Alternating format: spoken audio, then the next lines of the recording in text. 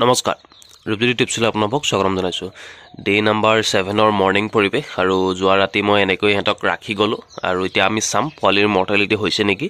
বা কিবা অসুবিধা হেঁতৰ হৈছে নেকি আৰু ৰাতিপুৱা প্ৰায় 6 মান বাজিছে মই এতিয়া আহিছোঁ খোৱাৰ পৰা উঠি আৰু ইয়াতে চাওক পোৱালিৰ আমাৰ মৰ্টেলিটি হোৱা নাই পোৱালিখিনি বৰ্তমান ঠিকেই আছে পানী খাই খেঁতে শেষ কৰিলে দানা খাই শেষ কৰিলে আৰু যিখিনি তলত পেপাৰ আছিলে পেপাৰখিনিও লেতেৰা হৈ গ'ল এইখিনি এতিয়া চাফ চিকুণ কৰিব লাগিব আৰু ইয়াৰ পৰা আপোনালোকে এটা কথাই অনুধাৱন কৰিব যে যদিও ৰাতি যথেষ্ট ঠাণ্ডা পৰিছিল বা যথেষ্ট কুঁৱলী পৰিছিল তথাপিও আমাৰ এই কাপোৰখনে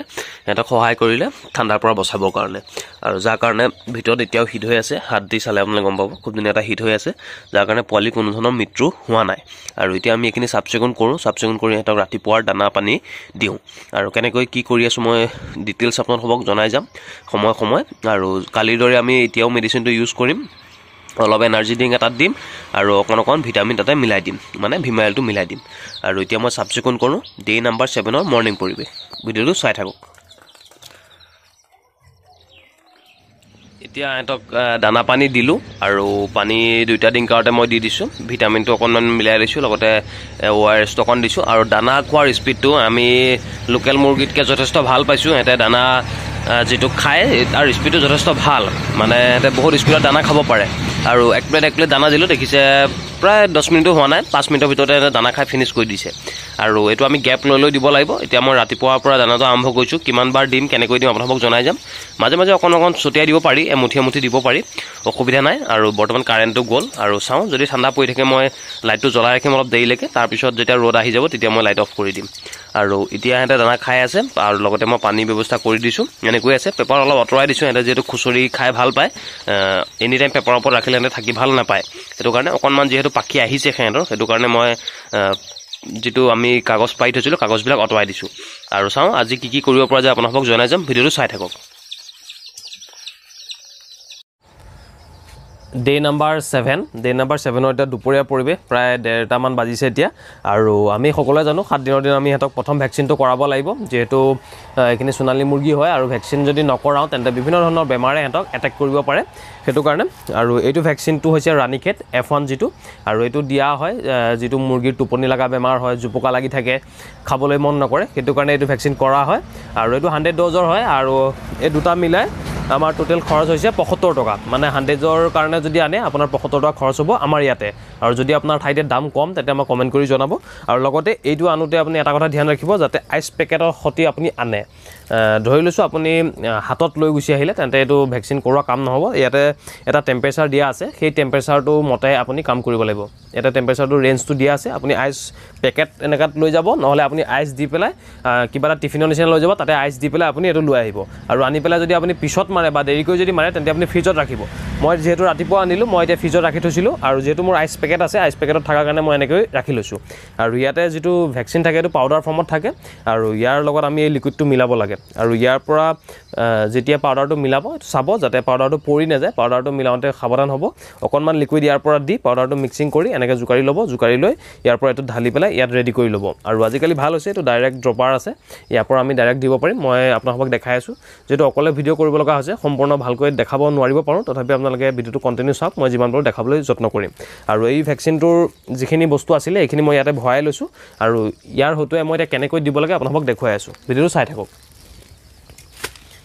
আৰু ইয়াতে যেহেতু লগতে ড্ৰপাৰ আছে আপোনালোকে ড্ৰপাৰ কিনাৰ এক্সট্ৰা প্ৰয়োজন নাই এইটো ডাইৰেক্ট আমি ইয়াত দিব পাৰিম এইটো ভালকৈ লগাই ল'ব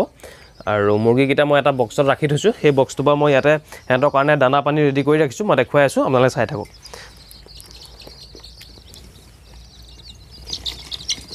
আৰু এটা কথা ধ্যান ৰাখিব মুৰ্গীটো যেতিয়া আপুনি ধৰিব মুৰ্গীৰ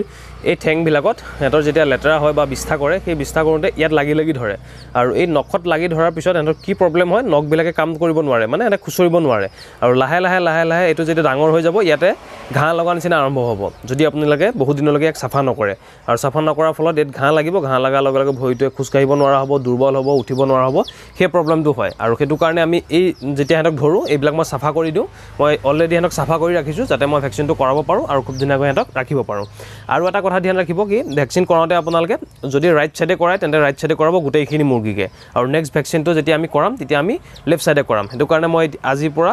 মানে আজিৰ ভেকচিনটো এটাক মই ৰাইট সাইডে কৰাম আৰু ভেকচিন ভেকচিনটো কৰাওঁতে চাব যাতে চকুত খুব ধুনীয়াকৈ টোপালটো পৰে, বেলেগত যাতে নপৰে।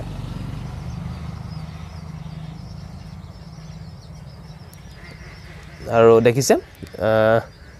টোপালটো যেতিয়ালৈকে এবজৰ্ব নহ'ব তেতিয়ালৈকে আপোনালোকে মুৰ্গীটো এৰি নিদিব। মানে টোপালটো সি যেতিয়া মুখেৰে কৰিব, এয়া দেখিছে টোপালটো নাইকিয়া হৈ গ'ল। আৰু এতিয়া আমি মুৰ্গীটো এৰিব পাৰোঁ, মানে প্ৰপাৰ ভেকচিন ইয়াক কৰোৱা হৈ গ'ল। আৰু এতিয়া মই ইয়াতে ৰাখি যাম। আৰু এনেকৈ প্ৰতিটো মুৰ্গী মই ধৰি ধৰি আপোনালোকে চাওক।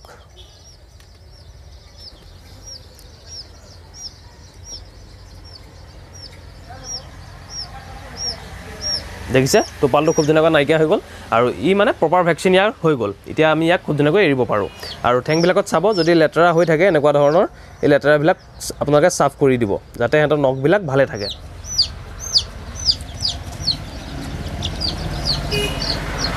এইটোতো ৰাইট ছাইডে কৰাম।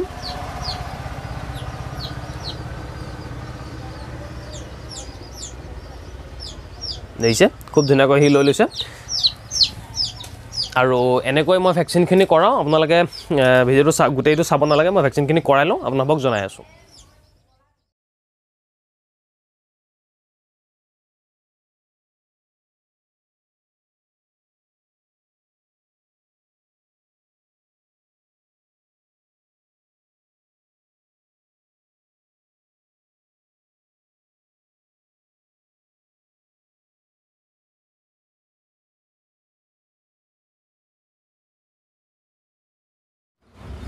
ভেকচিন কৰোৱা আমাৰ হৈ গ'ল। এতিয়া মই মুৰ্গীখিনি এনেকৈ ৰাখিম। দানা পানী সিহঁতক দি থোৱা আছে, দানা এখন প্লেট দিয়া আছে, মই বাকীখন প্লেটো সিহঁতক সজাই দি দিওঁ। এতিয়া সিহঁতে খাই কৈ থাকক। আৰু আজিৰ ভিডিঅ'টো মই ইমানতে সমাপ্ত কৰিলোঁ। আজি ৰাতিৰ আপডেট আপোনালোকক নজনাওঁ। আৰু ৰাতি মই আগৰ নিচিনাকৈ কালি নিচিনাকৈ এনেকৈ ঢাকি ৰাখি দিম। আৰু ভেকচিনটো নিতান্তই প্ৰয়োজনীয়। আপুনি যদি মুৰ্গী পালন কৰিছে তেন্তে আপুনি নিশ্চয়কৈ ভেকচিন কৰাব, যাতে ফিউচাৰ আপোনাৰ কোনো ধৰণৰ প্ৰব্লেম নহয়। আৰু ভেকচিনটো কৰাই ৰাখিলেহে আমি বাকী ট্ৰিটমেণ্টখিনি পিছলৈ কৰাই যাব পাৰিম। সেইটো কাৰণে নিতান্তই প্ৰয়োজনীয় এইটো ভেকচিন। 100ৰ কাৰণে খৰচ হৈছে 75 টকা। আৰু নিজে মাৰিলে আপোনাৰ কথা নাই, এটকা খৰচা নহয়। আপুনি 75 টকাতে গোটেই 100 আপোনাৰ মুৰ্গীক মাৰিব পাৰিব। আৰু মোৰ তাতে বৰ্তমান 60ৰ পৰা 70 ভিতৰত পোৱালি আছে। আৰু অকণমান বাঢ়ি গৈছে আমাৰ, সেইটো কাৰণে